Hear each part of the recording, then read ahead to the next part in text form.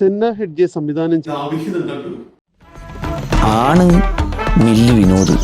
എന്നാലും ആരായിരിക്കും ആ മദാലസ? സത്യം പറഞ്ഞ ഒരു ചെറിയ തീമിനെ എടുത്ത് ഈ 2 മണിക്കൂറോളം നമ്മളെ ചിരിപ്പിക്കണമെങ്കിൽ, ചിന്തിപ്പിക്കണമെങ്കിൽ അത് ആ സംവിധായകന്റെ കഴിവ് തന്നെയാണ്. ഇതെന്തെന്നാ മോളുടെ മുടിയല്ലോ ഇങ്ങനെ? നമ്മളെ തറവാട്ടില് ആർക്കും ഇങ്ങനത്തെ ഒരു മുടി ഉണ്ടായിട്ടില്ലപ്പ. വിനീത് ചാക്യാർ, അമ്മിണി, പിന്നെ നമ്മുടെ മറിമായത്തിലെ ഉണ്ണിരാജ, ഇവരെല്ലാം ഇതിൽ അഭിനയിച്ചിട്ടുണ്ട്. ഒരു ജോലിയും ഇല്ലാതെ നടക്കുന്ന ഒരാൾ ഒരു രാത്രി തൊട്ടടുത്ത വീട്ടിൽ കാണുന്ന 2 പേരുടെ ഒരു ഉമ്മ വയ്ക്കും. കള്ളപ്പൂച്ചനെ ഞാൻ പിടിക്കുന്നുണ്ട്. കയ്യോടെ പിടിക്കാനാണ് പ്ലാൻ. നല്ല കെളി വെച്ച് പിടിക്കണം. നാട്ടുകാരുടെ മുമ്പിൽ വെച്ചിട്ട് പിടിക്കണം. അത് പലരുടെ മേലിലും ആരോപിക്കുന്നു. അതിൽ ചിലർക്ക് വളരെ മനോവിഷമം ഉണ്ടാകുന്നു, ചിലർ അതിനെ എങ്ങനെ തമാശയിൽ കൂടി കാണുന്നു. അങ്ങനെ ഒത്തിരി ചെറിയ കാര്യങ്ങൾ പറഞ്ഞ് നമ്മളെ സത്യം പറഞ്ഞ വേറൊരു ലോകത്തിലേക്ക് കൊണ്ടുപോവുകയാണ് സംവിധായകൻ.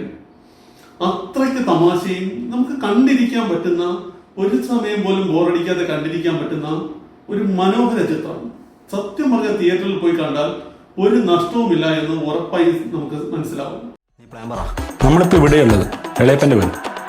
ഇതാണ് കുളിമുറി. വളരെ സ്വാഭാവികമായിരിക്കണം പെരുമാറ്റം. Natural acting.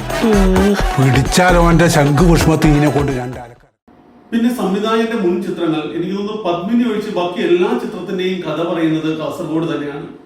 ഇവിടെയും അതിന് മാറ്റം വന്നിട്ടില്ല. കാസർഗോഡ് ആ ഏരിയയെ ചുറ്റിപ്പറ്റിയുള്ള കഥകൾ തന്നെയാണ് സംവിധായകൻ പറയുന്നത്. ഇവിടെയും അത് തന്നെ പറഞ്ഞിട്ടുണ്ട്. എനിക്ക് തോന്നുന്നു മെയ്ഡ് ഇൻ കാഞ്ഞങ്ങാട് എന്നൊക്കെ പറയുന്നത് പോലെ അത് തന്നെയാണ് ആ സിനിമയുടെ ഹൈലൈറ്റ്. കാസർഗോഡുകാരുടെ ചെറിയ കുസൃതികളും എല്ലാം വളരെ തന്മയത്വത്തോടു കൂടി സംവിധാനം അവതരിപ്പിച്ചിട്ടുണ്ട്. യമുനേച്ചി വേണുവട്ടനില്ലേ? ആ ഉണ്ടല്ല, ഞാൻ അകത്തേക്ക് വന്ന്.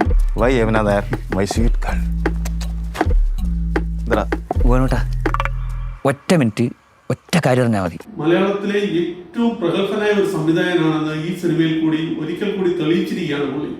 കാരണം അത്രയും രസമായിട്ടാണ് ഈ സിനിമ കൊണ്ടുപോയിട്ടുള്ളത് ഓരോ രംഗവും. കാരണം വലിയ സ്റ്റാർ കാസ്റ്റ് ഒന്നുമില്ലാതെ സാധാരണക്കാർക്ക് മനസ്സിലാവുന്ന രീതിയിൽ സാധാരണക്കാരെ കൊണ്ട് ഒരു സിനിമ ചെയ്തിരിക്കുകയാണ്.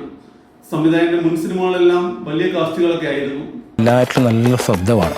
തെളിവിന് ഇന്ന് രാത്രി നമുക്കൊന്ന് പോയി നോക്കിയാലോ? കുളിസീൻ കാണാൻ പോലെ എനിക്ക് പണി. കുളിസീനല്ല, കുളിമുറിക്ക് പുറത്തല്ലേ സീൻ.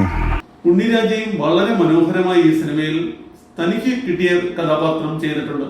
മറിമായത്തിലൂടെയൊക്കെ നമ്മളെ ഒരുപാട് ചിരിപ്പിക്കുകയും ചിന്തിപ്പിക്കുകയും ചെയ്യുന്ന നടനാണ് അദ്ദേഹം. ഈ പെണ്ണുങ്ങളായാലും എപ്പോ ഒരു കണ്ണു, പെങ്ങളായാലും ഭാര്യ ആയാലും. പിന്നെ എടുത്തു പറയേണ്ടത് ശ്രീരാജ് സഖിയുടെ സംഗീതമാണ്. അതുപോലെ തന്നെ അദ്ദേഹത്തിന്റെ ബാക്ക്ഗ്രൗണ്ട് മ്യൂസിക്കും. ഈ സിനിമയുടെ ഓരോ ഭാഗത്തിനും അതിൻ്റെതായ മികവ് പുലർത്തുന്നത് അദ്ദേഹത്തിന്റെ സംഗീതവും ബാക്ക്ഗ്രൗണ്ട് മ്യൂസിക്കും തന്നെയാണ്.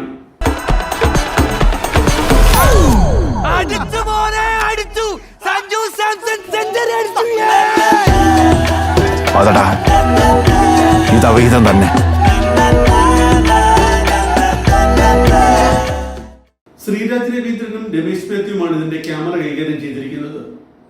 നമ്മളിത് തിയേറ്ററിൽ കണ്ടിരുന്നാൽ മാത്രമേ ഈ സിനിമയുടെ ഓരോ ഭാഗങ്ങളും എന്തുമാത്രം മനോഹരമായാണ് അതിൽ ഒപ്പിയെടുത്തിരിക്കുന്നതെന്ന് നമുക്ക് മനസ്സിലാവുള്ളൂ. എന്തായാലും നിങ്ങൾ തിയേറ്ററിൽ പോയി തന്നെ ഈ സിനിമ കാണണം. നമ്മൾ OTT നോക്കിയിരുന്നാൽ ചിലപ്പോൾ നമുക്ക് നല്ലൊരു തിയേറ്റർ എക്സ്പീരിയൻസ് മിസ്സാവും. നിറഞ്ഞ സദസ്സിൽ ഒത്തിരി ആൾക്കാർ ഒന്നിച്ചിരുന്ന് ചിരിക്കുമ്പോൾ കിട്ടുന്ന ഒരു സുഖമുണ്ട്. അത് ഈ സിനിമ നിങ്ങൾക്ക് നൽകുമെന്ന് ഉറപ്പാണ്. ദയവായി തിയേറ്ററിൽ കാണാൻ ശ്രമിക്കുക.